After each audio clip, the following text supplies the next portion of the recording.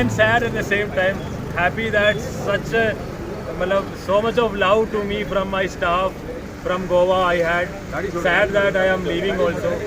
I love this place. I love this place, and I love the work. I am thankful to everyone. Thankful to Goa. Thankful to all Goan people, all my staff.